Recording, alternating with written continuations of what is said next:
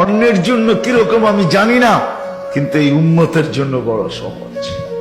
আমি একটা হাদিস দিতেছি, হাদিসে কুদসি, আল্লাহর বাণী।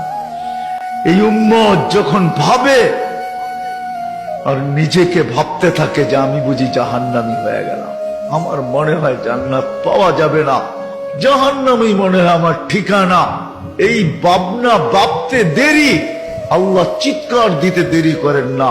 ফালাম্মা তায়াক্কানতা বিল বাওয়ার ওয়া যানানতা আন্নাকা মিন আহলিন নার মানাহতু ইলাইকা রিদওয়ানি ওয়াল্লাইতু ইলাইকা গুফরানি কুলতু লাকা লা তাহজান গফারতু লাকা যুনুবা ওয়াল আওসার ওয়া লিআজলিকা সাম্মাইতু নাফসি আল আজিজুল গফফার। ও বান্দা, চিন্তায় তুই মাথা ধরে বসা ফেললি আর নিজেকে জাহান্নামী ভাবতে শুরু করলি। আমি আমার রেজার চাদর দিয়ে তোকে ডাকতে দেরি করি নাই, মাগফিরাতে ডুবাইতে দেরি করি নাই।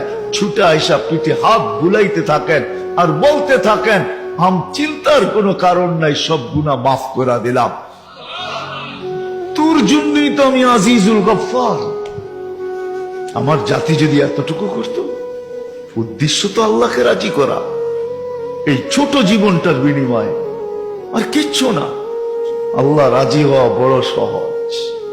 রাজি যদি না হবে, চলেন আমি হাদিস দেই, ওলামা আমার সাথে একমত হবে।